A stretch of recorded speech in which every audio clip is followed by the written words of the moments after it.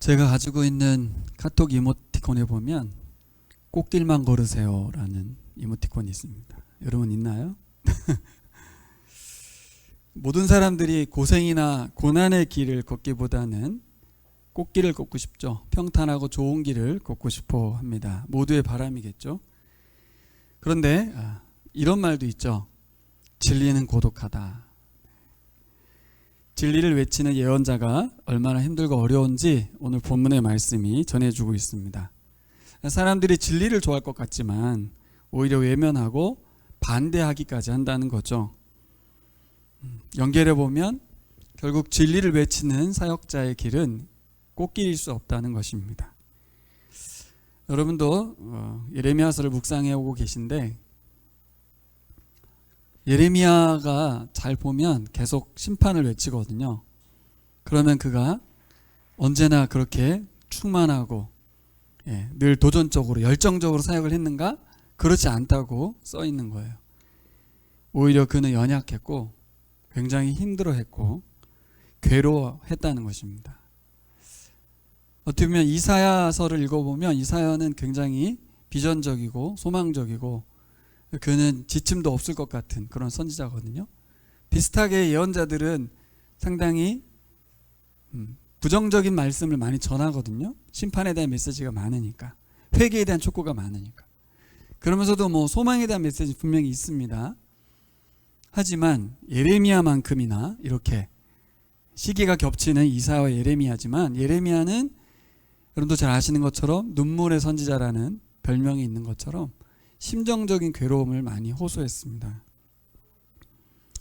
여러분, 복음을 전하며 살아가는 일, 그리고 이렇게 하나의 교회를 세워가는 일, 진리를 외치는 일, 하나님께 대한 영광의 길이긴 하지만 세상에 대해서는 반대의 길을 걷는 것이죠. 세상은 외면하는 길입니다. 오늘 예레미야도 환영받지 못했고 배척받고 저주받는 그런 삶을 살았다는 것입니다. 그러면서 묵상하게 되는 건 어떻게 예레미야는 이런 상황에서도 계속해서 지속적인 사역이 가능했을까? 오늘 말씀은 우리가 같은 길을 걷고 있기 때문에 우리도 환영받지 않고 비난을 받을 수도 있는, 때로는 저주의 언어를 들을 수도 있는 그런 진리를 걷는 사람들이기 때문에 우리가 어떤 힘을 가지고 지속해서 사역을 해나갈 수 있을까에 대한 아주 소중한 말씀이라고 생각합니다. 제가 우리 교우들 가정을 생각해보고 개인의 면면들을 생각해보면 참 힘들어 보입니다. 힘든 일도 많으시고, 제가 예레미야만큼은 아니겠지만 저도 다가오는 게 있으니까 마음에 느껴지는 게 있고 마음도 어렵고 그렇습니다. 그러면 이제 기도하게 되죠. 어떻게 도와줘야 되나 고민이 되고요. 그런 가운데서 도와주지 못하고 기도하는데 그래도 잘 견뎌내 주시고 그래서 고맙고 감사한 마음이 있습니다. 그런데 이게 끝이 있으면 좋겠는데 계속해서 이 길을 걸어가야 된다는 것이 이제 문제겠죠. 어느 정도 중간에서 이렇게 그만둬도 되고 안 가도 되면 좋겠는데 쉼없이 걸어가야 하는 길이기 때문에 계속해서 훈련받아야 되고 계속해서 겸손함을 요구받고 순종을 요구받는 길이 바로 사역자의 길입니다. 이 걸음을 걸어가는데 현실은 바뀌지 않는 것, 환경은 전혀 변함이 없다는 것, 개선될 기미도 안 보인다는 것, 그런데 계속 감당은 해야 된다는 것. 그러다 보면 오늘 예레미야처럼 외롭고 힘든 마음을 만나게 됩니다. 예레미야는 어떻게 그 힘든 마음을 이겨내고 감당할 수 있었을까? 우리 교우들도 우리 교회를 개척한 일에 동참해서 지금까지 잘 달려오셨는데 끝도 없는 길을 계속 가야 하거든요. 어찌 보면 사람들이 늘어나길 바라는 것은 우리가 쉬고 싶어서일 수도 있어요. 사람이 늘어나면 사역을 나눌 수 있거든요. 내가 중간에 쉴 수도 있죠. 좋지 않은 것이 아니라 좋은 일인 것 같아요. 제가 보기엔. 결국 그렇다 하더라도 우리가 그것을 멈출 수는 없고 계속 가야 하는데 문제는 그런 가운데서 외롭고 힘든 싸움을 싸워간다는 거예요. 곁에 아무도 없는 것 같은 그런 상황을 만날 때, 근데 하나님 앞에 내려놓을 수는 없는 상황을 만날 때 우리 교우들이 이렇게 생을 드리고 있는데, 젊음을 드리고 계신데, 오늘 말씀이 여러분들에게 소망이 되고 선물이 되는 그런 귀한 말씀 되기를 소망합니다. 오늘 말씀 15장 1절을 보시면요, 예레미야가 어떤 사람인지 기록되어 있는데요, 언급된 인물들의 면면을 보면 모세와 사무엘 이야기가 나옵니다. 내용상 모세와 사무엘이 와도 그들이 와서 기도해도 나는 안 들어줄 거야, 이런 말인데, 잘 보시면 예레미야라는 사람이 어떤 사람인가, 모세와 사무엘과 견줄 만한 시대의 인물이라는 거죠. 하지만 예레미야가 모세와 사무엘만 한 그런 아주 인물 중에 인물인 것 같지만, 당대의 사람들은 예레미야를 생각할 때 아주 나쁜 놈으로, 유래를 찾아볼 수 없는 나쁜 사람으로 상대했습니다. 왜 그래요? 모세와 사무엘은 어떤 일을 했어요? 말씀으로 사람을 살리는 일을 했거든요. 나라를 세우는 일을 했어요. 근데 예레미야는 어떤 일을 했습니까? 말씀으로 나라를 무너뜨리는 일을 했거든요. 여러분, 어떤 사역자가 되고 싶습니까? 각광받는, 박수받는, 인정받는 사역자 하고 싶죠. 좋은 일 하는, 사람이 많이 모이고 인정받는 그런 사역자 하고 싶죠. 근데 하나님 뭐라고 했냐면, 예레미야한테 넌 중보기도 하지 마. 모세와 사무엘이 와도 안 돼. 그러면서 거절하시고 예레미야에게 아주 가혹하게 대하셨어요.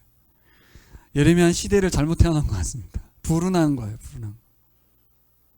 자기가 원한 것도 아니고 엄마 뱃속에 조성되기 전에도 하나님이 그를 선택하셨다고 하니까 엄청 불운해 보이지 않습니까? 어떻게 해석해야 될까요? 여러분, 1절부터 9절까지 말씀을 보면 정말 심각합니다. 그가 말하는 내용의 면면을 한번 보세요. 자, 보실래요? 1절에 뭐라 그래? 내가 이 백성에게 마음을 기울이지 않을 것이다. 이 백성을 내 앞에서 쫓아내라. 자, 그리고 그들이 너에게 어디로 가느냐고 묻거든 너는 그들에게 이렇게 말하여라. 나 주가 말한다. 어디를 가든지 연병에 걸려 죽을 자는 연병에 걸려 죽고, 칼에 맞아 죽을 자는 칼에 맞아 죽고, 굶어 죽을 자는 굶어 죽고, 포로로 끌려갈 자는 포로로 끌려갈 것이다. 우리 최현진 집사님이 예언자라면 이런 말 가서 막 말하라면 잘 하시겠어요? 아무리 생각해봐도 말끝마다 하는 말이 정말 듣기 싫은, 입에도 담을 수가 없는, 백성들을 저주하고 나라가 망한다는 이야기가 이렇게 구체적일 수 있나요? 4가지 길이 있다는데, 연병에 걸릴 놈 연병에 걸릴 것이고, 죽을 놈 죽을 것이고, 와, 그렇게만 한 게 아니죠.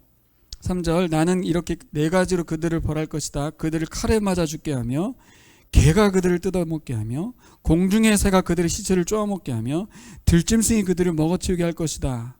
나 주의 말이다. 앞에 말만 하는 것도 힘든데 너희들은 새가 날라와서 쪼아먹을 거야, 개가 찢어먹을 거야, 뭐 이런 말들을 해야 되는 거예요, 예레미야가. 내가 이렇게 하여 그들로 세상 만국을 놀라게 할 것이니. 왜 놀라겠어요? 창조의 하나님이고, 그렇죠? 홍해를 가르신 하나님인데, 그들의 하나님 엄청난 분인 줄 알았는데 자기 백성을 짐승의 먹잇감으로, 새들이 쪼아먹는 시체로 만들어버린다는 거 아니겠어요? 왜 그러냐? 히스기야의 아들 므낫세가 유다 왕으로서 예루살렘에게 죄를 지었기 때문이다. 왕 리더십의 문제라는 거죠. 그래서 백성들이 모두 망한다는 거예요. 예루살렘아, 누가 너를 불쌍히 여기겠느냐? 누가 너를 생각하여 위로의 눈물을 흘리며 누가 내 안부라도 물으려고 들러보겠느냐? 네가 바로 나를 버린 자다. 나 주의 말이다. 너는 늘 나에게 등을 돌리고 떠나갔다. 나는 이제 너를 불쌍히 여기기에도 지쳤다. 너를 멸망시키려고 내가 손을 들었다. 처음 묵상할 때는 하나님이 이스라엘 백성에게 화가 많이 나셨구나. 그것만 묵상하기에는 오늘 전체적인 내용이 예레미야가 이런 말을 계속 쏟아야 되는 이 상황이 너무 괴로운 거죠. 어떠한 심정으로 이런 말을 계속 해야 되냐는 거예요. 예레미야가 모세와 사무엘급이면 뭐 하겠습니까? 백성들에게도 인정받지 못하고 하나님께로부터 계속해서 가혹하게도 기도하지 마. 가서 심판만 외쳐야 돼. 멸망만 외쳐야 돼. 라고 말할 때 7절 내가 이 땅의 모든 성문 앞에서 내 백성들을 키질하여 흩어버리겠다. 모두들 자식을 잃고 망할 것이다. 그들이 그릿된 길에서 돌이키지 않으려 하기 때문이다. 내가 이 백성 가운데서 과부를 바닷가의 모래보다 더 많게 하겠다. 내가 대낮에 침략군을 끌어들여 갑자기 그들을 치게 하고 젊은이들과 그들의 어머니들을 치게 하고 모두들 놀라고 두려워하며 떨게 하겠다. 아들을 7이나 둔 여인도 아들을 잃고 기절할 것이다. 그 여인에게 대낮은 이미 칠흑 같은 밤이다. 그 여인은 비천한 신사가 될 것이다. 살아남은 자식들은 원수들이 보는 앞에서 칼에 맞아 죽게 하겠다.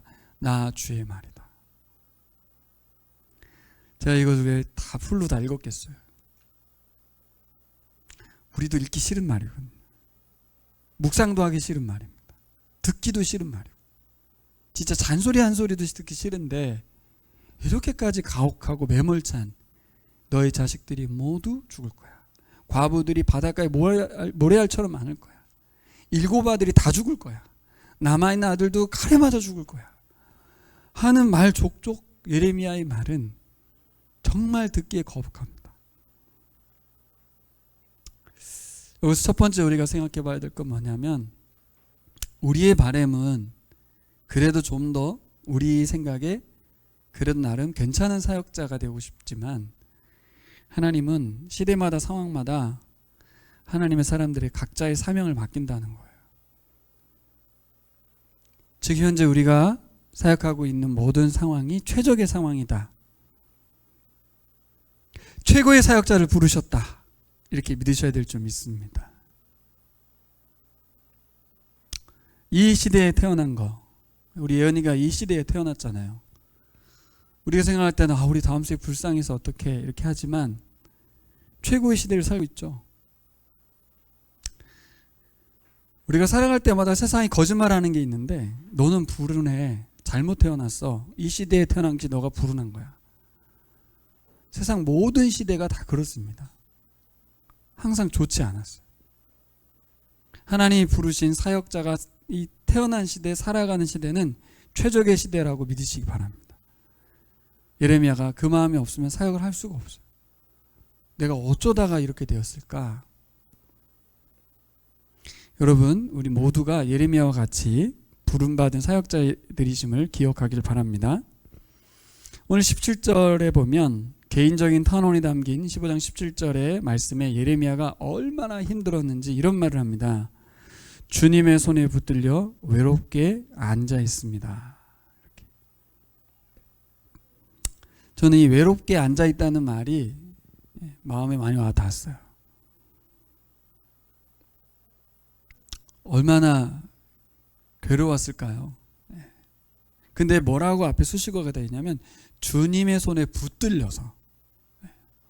자신이 잘못한 게 아니에요. 주님의 손에 붙들려 살다 보니 어떤 일이 벌어져요? 앞에 자기가 좋아하는 사람들 모임에 들어가서 함께 웃을 수도 없고 사람들과 함께 할 수 없이 그냥 혼자 있어야 되는 거예요. 왜? 주님 손이 갔다가 혼자 놔뒀기 때문에. 그러면서 여러분 생각해 보세요. 예언자들도 그렇고요. 예수님도 그렇고 세례요한도 그랬고 사도행전에 나와 있는 제자들도 그랬고 바울도 그랬고 전체적으로 사역자들은 외로웠습니다. 그러니까 우리의 일단 인간적인 바람은 누군가와 함께 했으면 좋겠고 힘도 났으면 좋겠고 좀 괜찮았으면 좋겠지만 성경을 잘 보면 그렇지 않았어요. 언제나 외로운 사역자, 언제나 주님이 거기다가 홀로 두심. 예레미야의 문제가 아니었어요. 그러니까 우리도 이 말씀 적용하면 하나님의 사역자는 외로운 길을 가는 거라는 거죠. 그가 아무리 영도자였던 모세와 시대의 민족의 지도자였던 사무엘과 견줄 만한 당대의 하나님의 사람이었다 할지라도 외로운 길을 가야 된다는 거, 그것을 우리가 봅니다. 제가 설교하기 전에도 다 알고 계신 내용입니다. 여러분, 사역자는 외롭습니다. 힘든 거 알아요. 근데 아는 것을 넘어서 실제 확인해 보니까 예레미야는 그 힘든 길을, 그 외로운 길을 끝까지 걸었더라고요. 여러분, 하나님 나라를 위해 살아간다는 게 얼마나 영광스럽습니까? 영광스럽죠. 우리가 주님의 일에 동참해서 사람을 살리고 복음을 전하고 다음 세대를 선신하고 내 젊음을 바치는 게 얼마나 영광스럽습니까? 하지만 우리 내면에 또 뭐가 있어요? 보상을 바라는 것도 있고 힘들고 어려운 것에서 조금 더 나아지길 바라는 것도 있고 괜찮은 사역을 하고 싶은 마음도 분명히 있어요. 하지만 성경은 뭐라고 말하냐면 그런 일은 없다는 거예요. 우리가 바라는 그런 일은 없다는 거죠. 먼저 우리가 생각을 바꿔야 될 건 뭐냐? 주님의 손에 붙들려서 외롭게 혼자 앉아있을 수밖에 없는 사역자의 길이라는 것입니다. 저에게도 적용이 되고 우리 교우들에게도 적용이 됩니다. 지금 제 설교를 듣는 여러분들의 표정이 상당히 우울합니다. 네. 참 듣기만 해도 우울한 이야기를 하고 있죠. 네. 오늘 10절에 가면 원래 개역성경에는 뭘로 시작하냐면 내게 재앙이로다 이렇게 10절이 시작합니다. 여러분, 사역자의 길의 첫 번째는 뭐냐면 저주받는 길이라는 거예요. 비난받는 길이라고 예레미야가 호소합니다. 내게 재앙이로다. 이 말은 예레미야서에 어떻게 기록되어 있냐면 예루살렘이 임박한 어떤 바벨론의 침공 앞에서 재앙이로다, 화로다 이런 표현이거든요. 근데 이게 누구에게 적용되어 있냐면 예루살렘 도성이 아니라 개인 예레미야에게 적용되어 있는 탄식이에요. 탄식.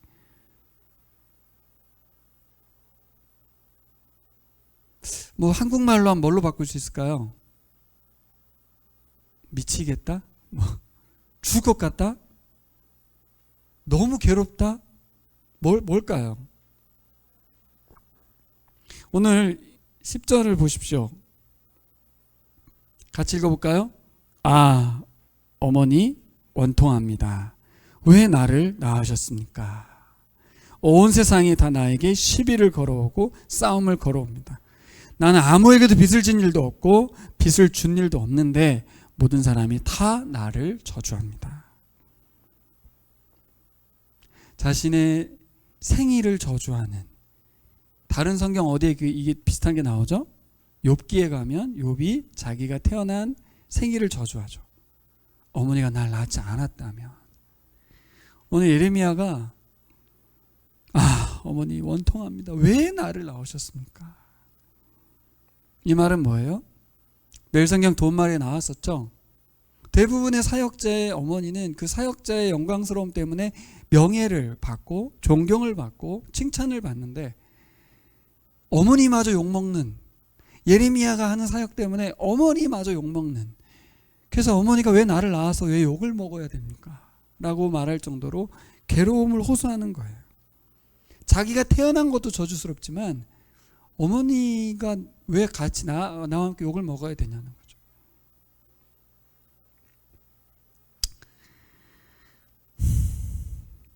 온 세상이 다 나에게 시비를 걸어오고 싸움을 걸어온다고 했잖아요. 근데 이게 사실 예레미야가 처음 소명받았을 때의 사역의 주된 컨텐츠였습니다. 그가 하는 6가지의 사역이 있었는데 무너뜨리고 흩어버리고 그러다 나중에 세우고 건설한다고 그랬거든요. 무너뜨리는 일이 네 개가 앞에 나와요.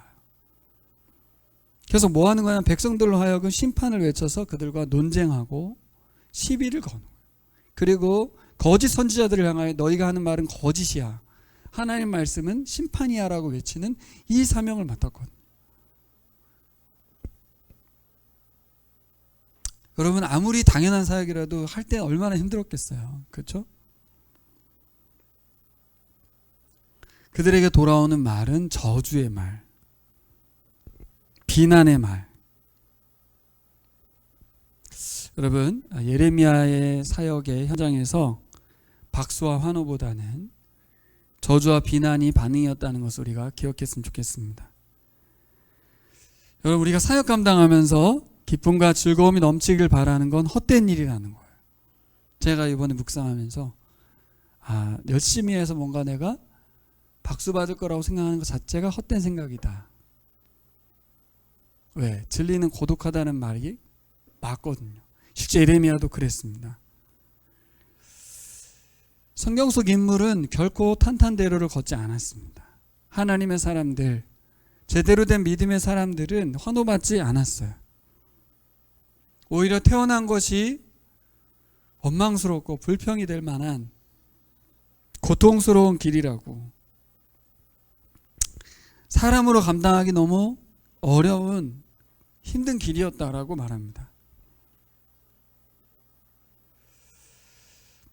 그래서 우리가 일단 마인드를 바꿔야 될 것 같아요. 첫 번째가 우리가 하는 사역이 내가 원하고 바라는 좋은 사역을 할 걸 아예 내려놓고 가야 되는 것처럼, 두 번째는 예수님과 세례 요한과 예언자들을 생각해 볼 때 사역자들이 가져야 할 마인드, 이 세상에서 잘 되거나 좋아지는 걸 바라는 것 자체가 헛되다는 거죠. 사역자가 그러면 그럴수록 더 괴롭겠죠.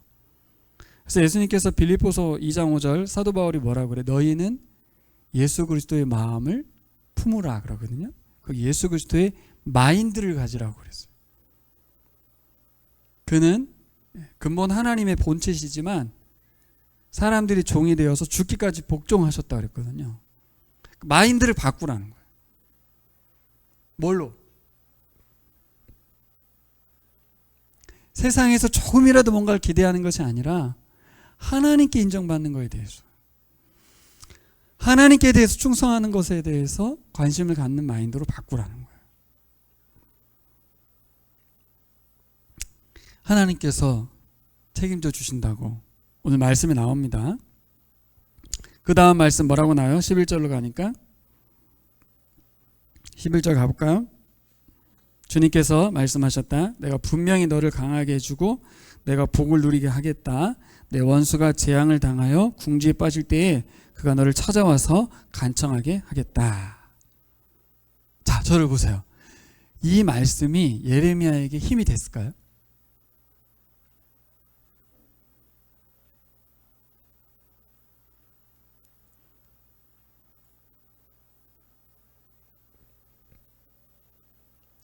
예레미야 인생에 역전이 일어날 거라는 거예요. 그들이 결국은 와서 너한테 무릎 꿇고 용서를 구하고 잘못했다고 말하며 도움을 요청할 거야 라고 말했어요. 힘이 될까요? 그리고 그 다음 말씀들을 잘 보면 북방으로 언급된 바벨론이 공격해서 철과 철의 싸움 이야기 나오잖아요. 북방이 철과 놋을 꺾지 못할 것이다. 그래서 예언자가 외쳤던 대로 바벨론에 의해서 멸망당할 거라고. 그들이 거짓이었음이 드러날 것이고 너한테 와서 무릎을 꿇을 것이라고. 힘이 됐을까요? 답을 못 하시는데. 그러니까 현실을 살아가는 상황 속에서의 비난과 저주를 듣는 말과 하나님의 말씀을 듣는 것, 이 사이에서 어떤 것이 더 나에게 영향을 크게 주냐는 거예요. 자기 어머니에게 나를 왜 낳았냐고까지 원통하다, 비참하다고까지 말했던 그 비참함과 이 원통함 속에서 살아가는데, 하나님의 말씀은 결국엔 그 사람들이 너한테 와서 잘못했다는 걸 인정할 거야. 결국 네가 옳은 길을 가고 있는 거야. 결국 나라가 망하게 될 거야, 내 말대로. 위로가 되었을까요?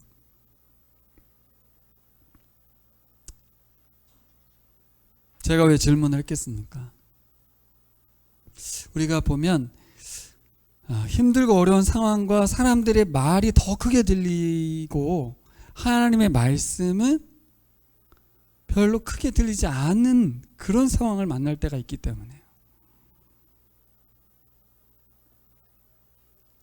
예배를 드리고 묵상을 하고 성경 공부를 하면서 계속해서 우리가 힘을 내는데 사람의 말들이 나에게 더 크게 들릴 수 있다는 거죠. 근데 여러분, 사역자가 이 힘든 상황에서 이겨낼 수 있는 비결은 하나밖에 없습니다. 하나님 말씀하신 대로 이루어질 것을 믿는 거예요. 결국은 사람들이 모두 하나님 말씀 앞에 무릎을 꿇게 될 것을 믿는 것이 사역자입니다. 그래서 우리에게는 사람의 말보다는 하나님의 말씀을 더 크게 들을 수 있어야 돼요. 근데 이제 숙제죠. 어떻게 그렇게 하나님 말씀이, 이 성경에 기록된 그 하나님 말씀이 사람의 비난과 저주보다 더 크게 들릴 수 있을까? 저도 기도해봤어요. 일주일 전에 계속 이걸 어떻게 설교를 해야 될까? 이게 가장 큰 문제일 텐데, 제가 나누는 말씀이 답이 되면 좋겠지만 아니면 여러분 묵상해 보십시오. 어떻게 하면 내가 앞으로 사역해 가는 데 있어서 묵상하고 설교 듣고 때로는 성경 공부를 하면서 또는 어떤 강의를 들어가면서 말씀을 듣는 것을 붙들고 그것이 내게 힘이 되고 사람의 말과 저주를 내려놓을 수 있을까? 이 무게감을 어떻게 바꿀 수 있을까? 제가 묵상하면서 하나님께 답을 얻은 것은 말씀을 듣는 횟수의 문제였어요. 횟수. 그거밖에 없는 것 같아요. 제가 보기엔. 우리가 말씀과 가까이 하는 것 같긴 하지만 사실은 사람의 말은 곱씹고 곱씹으면서 내 안에서 막 이렇게 막 울거가서 묵상이 깊이 됩니다. 그래서 나에게 엄청 비수로 막 다가오는데 하나님의 말씀은 잘 안 다가와요. 힘이 잘 안 돼. 왜 그거는 곰탕처럼 우려지지 않고 왜 비난과 저주는 이게 나에게 잘 들릴까? 영향이 셀까? 이건 하지 말래도 되는 거니까요.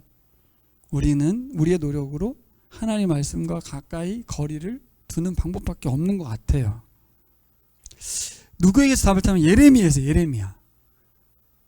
여러분 예레미야 신기하지 않습니까? 인간이라면 그가 하는 말도 다 부정적이고 비난과 저주의 말을 막 쏟아붓고 있는 데다가 듣는 말도 비난과 저주예요.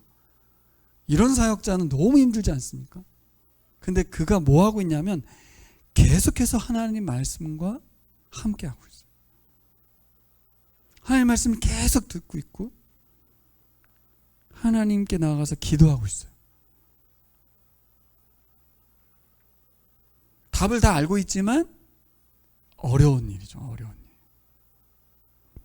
그래서 하나님 말씀을 듣는 횟수, 하나님 앞에 나아가는 횟수, 그 시간을 더 늘리는 방법밖에 없는 것 같은데 그것도 꼭 방법이지만 그런다고 해결되면 좋겠는데 아닐 수도 있어요. 기도원을 가기도 하잖아요. 사람들이 막 기도원 가서 막 기도하고 금식도 하잖아요. 근데 그게 힘이 안 되는 경우도 있거든요. 어떻게 해야 될까? 사역자는 말씀으로 힘을 얻습니다. 16절 가볼까요? 16절 같이 읽겠습니다. 만군의 주 하나님, 저는 주님의 이름으로 불리는 사람입니다. 주님께서 저에게 말씀을 주셨을 때에 저는 그 말씀을 받아 먹었습니다. 주님의 말씀 저에게 기쁨이 되었고 제 마음에 즐거움이 되었습니다. 예레미야가 사람들의 비난과 저주 가운데서도 견딜 수 있었던 것은 하나님의 말씀을 먹는 기쁨, 즐거움 때문이라고 말을 합니다. 그 힘으로 여지껏 살아왔고 버티고 있다는 거죠. 결국 우리 사역자들에게 힘의 원천이 되는 분은 하나님밖에 없어요. 그리고 그 힘은 하나님의 말씀밖에 없습니다. 다 알고 있는 얘기인데 실제 여러분 말씀이 여러분에게 힘을 주시냐?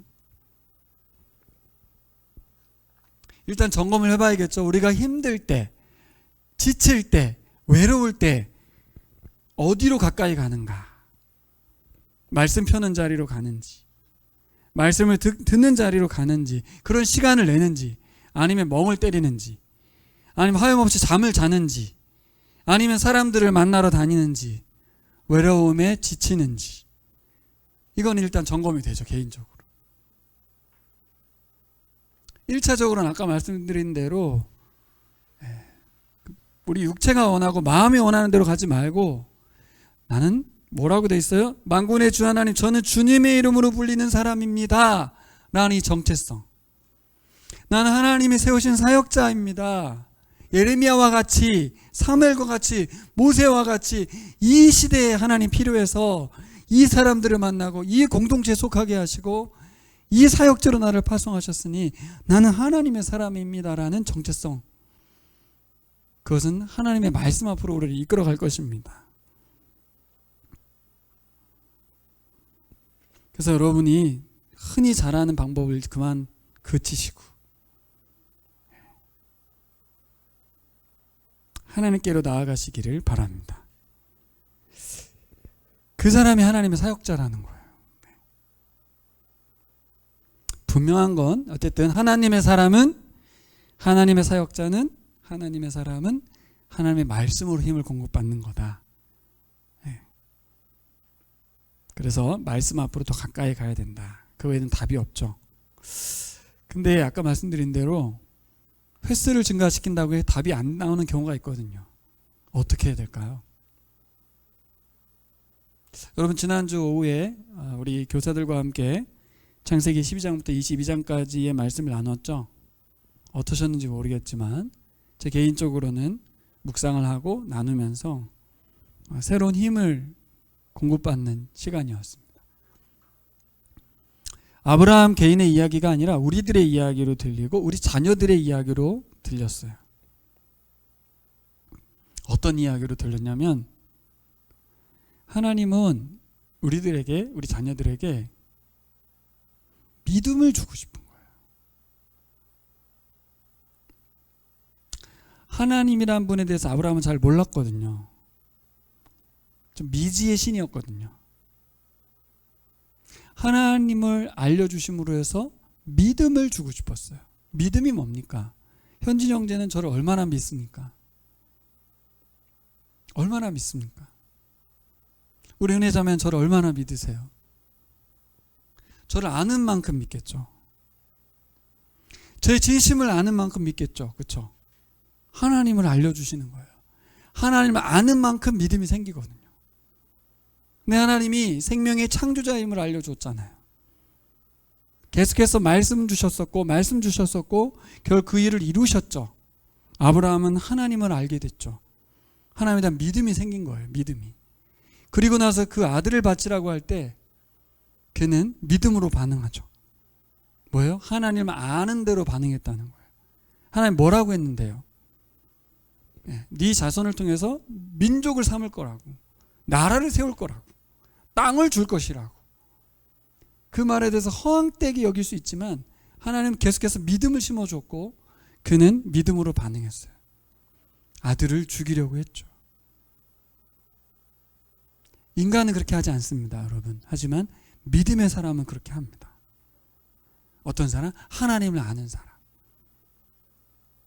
그래서 묵상해 보건대 여러분, 우리가 1차로는 시간을 떼는 거고 그리고 많은 시간 하나님의 말씀과 함께 하는 건데, 그 가운데서 우리가 믿음이 생겨야 되는 거잖아요. 그러니까 어떻게 하면 믿음이 생기죠? 원리는 간단해요. 그 말씀 속에서 하나님을 만나야 돼요. 하나님의 마음을 만나야 돼요. 하나님의 심정을 만나야 돼요. 예레미야는 계속 하나님의 말씀을 들었어요. 근데 내용을 잘 보면 어떤 내용이에요? 대부분이 심판하겠다는 거잖아요. 심판하겠다는 거. 얼마나 듣기 싫었겠습니까? 듣기 싫죠. 자기 가족들도 다 죽는 거고, 나라가 망하는 거고, 도시가 회파되는 거고, 우리 민족이 짐승들의 먹이가 되는 건데 그 말이 듣기 싫죠. 하지만 그 말씀을 묵상하니 누구를 만나요? 하나님. 하나님이 말씀하시는 그 심판의 메시지가 진심은 뭐였습니까? 우리 7장에서 성전 설교할 때 봤죠. 여기는 하나님의 전이다, 하나님의 전이다, 하나님의 전이다라는 거짓말을 믿지 마라. 그 구절만 보면 하나님은 다 버린 것 같지만 앞뒤 구절을 보면 뭐라고 돼 있어요? 이곳을 하나님의 전으로 만들어라. 난 너희와 영원히 함께하고 싶다. 그 내용이잖아요. 그렇죠? 그러니까 하나님 말씀으로 뭘 만나야 돼요? 하나님의 마음을 만나야 돼요. 하나님의 마음을 만난다는 건 뭐예요? 하나님의 살아계심을 만나는 거예요. 하나님의 사랑이심을 만나는 거예요. 그래야 믿음으로 반응합니다. 우리 현진 집사님이 저를 믿으면 끝까지 함께 하겠지만 지내다 보니까 믿음직하지 못하다, 의심스럽다, 그런 관계를 깨죠. 하나님 계속해서 알려주셨죠. 자신이 어떤 분인지. 그렇죠? 우리가 서로를 믿으려면 어떻게 해야 돼요? 서로를 알려줘야 돼요. 내가 이런 사람이야. 물론 그것이 자기도 모르는 사이에 자기 모르는 부분이 드러나서 사람들에게 신뢰를 깨트릴 수도 있겠지만 알려줘야 돼. 어떤 것까지? 부족함까지. 그래야 믿을 수 있거든요. 저 사람은 빈틈도 없어 보이게 만들면 안 돼요. 그럼 가면 쓴 거죠. 연약함을 알려야 돼요. 하나님도 알렸어요. 뭘 알렸습니까? 하나님이 외롭다는 걸 알렸어요. 여러분, 하나님 외롭다는 거 생각해 보셨습니까? 예레미야는 그걸 발견한 거예요. 18절 볼까요? 어찌하여 저의 고통은 그치지 않습니까? 어찌하여 저의 상처는 낫지 않습니까? 주님께서는 흐르다가도 마르고 마르다가도 흐르는 여름철의 시냇물처럼 도무지 믿을 수 없는 분이 되셨습니다. 이 말을 쉽게 말하면 하나님을 믿기 힘들 정도로 오락가락 하시네요. 어떨 때는 시냇물을 콸콸콸콸 쏟아가지고 마실 물을 주시더니 어떨 때는 그냥 시냇물이 말라버려가지고 비틀어져가지고, 이게 무슨 말입니까? 하나님 말씀이 어떨 때는 잘 들렸는데 어떨 때는 입을 싹 닫으시고 말을 안 하시는 거예요. 말을. 침묵하시는 하나님. 내가 하나님이 데리고 와가지고 여기 외롭게 혼자 앉아있는데 하나님은 쳐다도 안 보이고 나타나지도 않고. 아브라함에게도 그랬죠. 아브라함에게도 10년 넘게 안 나타나셨어요. 말씀하시고 나서 여러분 10년 뒤에 하나님 말씀이 임한단 말이에요. 여러분 인생에 적용해 보세요. 신앙생활을 하는데 제사도 드리고 계속 예배도 드리는데 하나님과의 소통은 10년 동안 이루어지지 않아요. 약속은 뭐라고 했냐면 네 자손이 많을 거라고. 나이는 먹어가는데, 나 좀 있으면 죽는데, 내 생식 기능이 끝나는데 하나님 말씀을 신뢰한다는 건 바보 같은 짓이잖아요. 하나님을 믿기 어렵다, 그 말입니다. 결과적으로.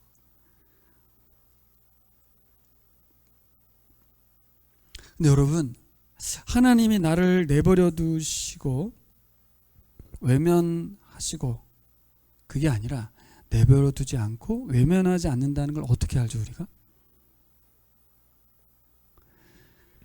하나님 나를 포기하지 않았다는 걸 어떻게 압니까? 그것도 말씀이 임할 때 느낄 수 있어요. 아, 하나님이 나에게 여전히 하나님이시구나. 그렇죠? 하나님의 때에 아브라함에게 나타났었거든요. 언제 우리가 하나님의 사람임을 느낍니까? 하나님 말씀이 들릴 때, 하나님의 마음을 만날 때, 하나님의 살아계심 만날 때, 하나님이 사랑이심을 만날 때예요.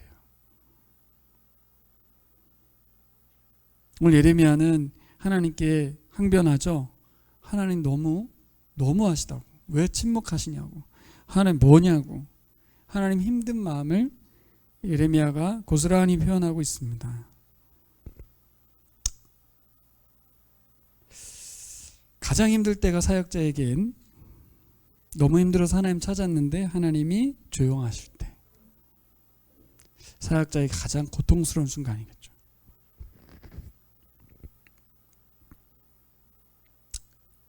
지금 하나님의 임재와 권능이 임하길 바라지만 하나님 꿈쩍도 안 하실 때 예레미야가 그 외로움을 아까 17절에 주님의 손에 붙들려 외롭게 앉아 있습니다, 이렇게 말한 것 같아요.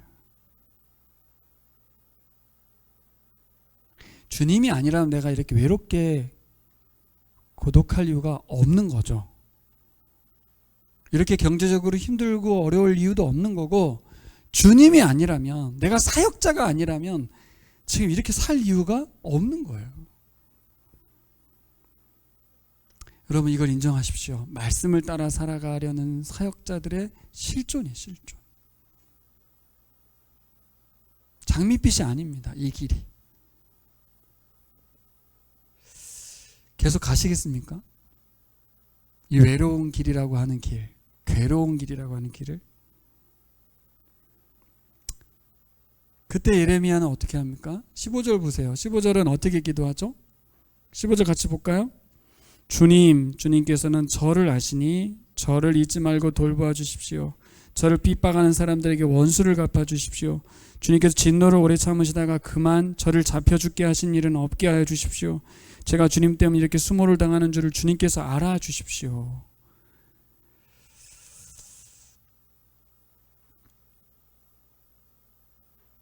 자, 이 말씀을 거꾸로 한번 읽어볼까요? 이 호소를 들으시는 하나님의 마음은 어떨까요?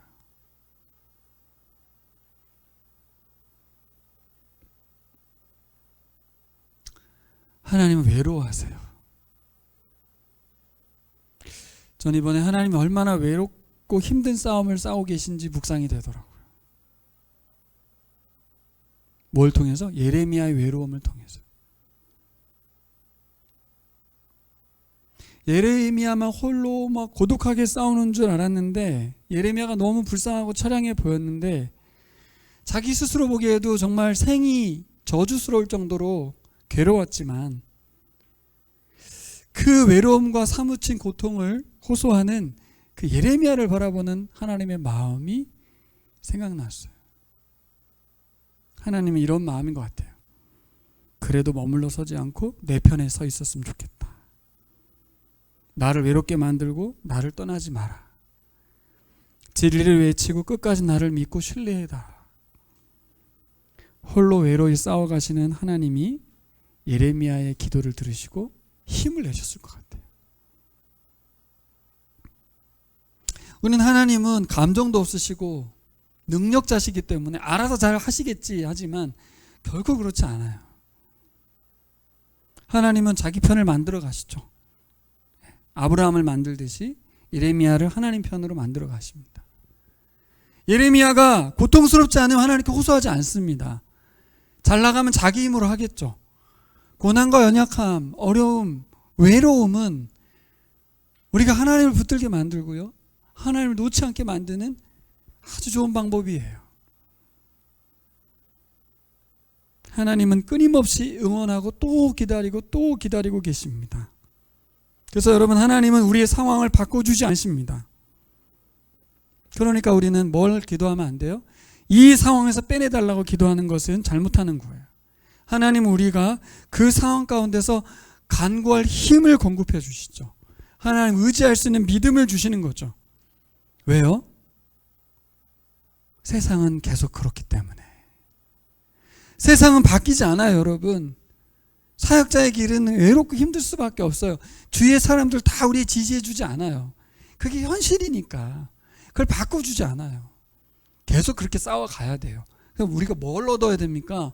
하나님께 대한 믿음, 하나님께 대한 신뢰, 하나님의 사랑에 대한 확신, 끝까지 하나님께 나아가는 간구가 필요한 것이죠. 잘 보세요. 하나님은 계속해서 말씀해 주시고 예레미야는 계속해서 하나님께 기도합니다. 이게 동행이에요. 이게 동행.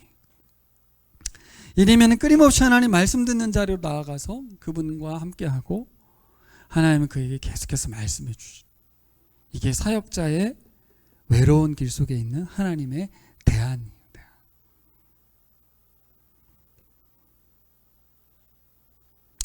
그러고 보니까 여러분, 외로운 상황 때문에 하나님께 나아간 거죠. 그렇죠. 힘든 상황 때문에 하나님의 말씀을 더욱 신뢰하게 된 것입니다. 그 한 사람, 말씀에 반응하고 엎드려 기도하는 한 사람, 그 사역자를 기대하고 기다리시는 줄 믿습니다. 자, 19절과 20절 말씀 같이 읽겠습니다. 시작. 네가 돌아오면 내가 너를 다시 맞아들여 나를 섬기게 하겠다. 또 내가 천박한 것을 말하지 않고 귀한 말을 선포하면 너는 다시 나의 대변자가 될 것이다. 너에게로 돌아와야 할 사람들은 그들이다. 내가 그들에게 돌아가서는 안 된다. 내가 너를 튼튼한 노쇠 성벽으로 만들어서 이 백성과 맞서게 하겠다. 그들 너에게 맞서서 덤벼들겠지만 널 이기지 못할 것이다. 내가 반드시 너와 함께 있어서 너를 도와주고 너를 구원하여 주겠다. 나 주의 말이다. 21절 읽어요. 내가 너를 악인들의 손에서도 건져내고 잔악한 사람들의 손에도 구하여 내겠다. 아멘. 여러분, 이 말씀이 예레미야에게 준 말씀만이 아니라 우리에게도 준 말씀이 되시기를 축복합니다. 정말 두려워해야 될 대상은 저주를 퍼붓는 사람들이 아니라 하나님이죠. 하나님. 사역자로서 우리에게 요구되는 것은 하나님을 두려워하는 마음입니다. 그래서 창세기 22장 아브라함에게 하나님께서 이렇게 말하죠. 내가 이제야 하나님 두려워하는 줄 알겠다. 이렇게 말합니다. 이 하나님 두려워한다는 말이 뭐겠습니까? 하나님 말씀이 반드시 이루어질 것을 믿는 것이 하나님 두려워하는 것입니다. 그리고 하나님 말씀이 이루어지는데 하나님은 믿음의 사람을 사용하신다는 거예요. 하나님의 말씀을 믿는 사람들을 사용하세요. 그러니까 우리는 세상 속에서 수많은 반대와 저주와 비난 속에서 어떻게 살아가야 돼요? 믿음으로 살아가야 돼요. 믿음으로. 하나님을 믿는 믿음, 하나님 말씀을 믿는 믿음, 하나님 말씀대로 세상이 펼쳐질 거에 대한 믿음. 우리의 눈에는 지금 하나님이 포기한 것 같고 하나님이 가만 계신 것 같고 돕지 않는 것 같고 세상이 아기창궐한 것 같고 굉장히 위험하다 말하지만 예수 그리스도를 통해서 하나님 말씀이 실현된 것처럼 하나님의 교회를 통해서 하나님의 말씀이 세상을 하나님 나라로 만들어가고 있음을 확신하시기 바랍니다. 이 확신이 없이는 교회 생활을 하기가 어려워요. 세상이 엄청 커 보이거든요. 세상의 파워가 엄청 세거든요. 하나님 파워가 더 세다는 걸 믿으시기 바랍니다. 이 일을 이뤄내시는 창조의 능력과 구원의 능력 되신 말씀 신뢰하시기를 바랍니다. 그래서 적용해 보면 여러분 우리가 보라를 통해서 복음을 전하잖아요. 전할 때마다 저도 늘 이 말씀이 영혼에게 어떤 영향을 줄까에 대한 의심은 아니지만 늘 두려움이 있어요. 두려움. 말씀은 과연 이 영혼을 무너뜨릴 것인가? 그런 마음으로 말씀을 전하시기 바랍니다. 말씀이 영혼을 살릴 수 있는 유일한 도구라는 믿음으로 말씀을 전하는 거죠. 두 번째, 우리 아이들에게 공과를 전하실 거 아닙니까? 이번에 여름에 또 교우들과 함께 말씀 묵상을 나누시지 않습니까? 그때마다 이런 믿음이죠. 이 말씀만이 사람을 살린다는 믿음으로 말씀을 전하는 거죠. 그리고 이 말씀대로 순종해야만 하나님께서 그에게 복 주신다는 그 믿음으로 전하는 거죠. 여러분, 우리가 하나님을 두려워하는 사역자인 줄 믿습니다. 네, 하나님 두려워하는 사역자는 하나님을 믿는 사람들이에요. 하나님의 말씀을 통해서 하나님을 만나는 사람들인 줄 믿습니다. 예레미야처럼 주님을 신뢰하며 걸어가시는 여러분 되시기를 축복합니다.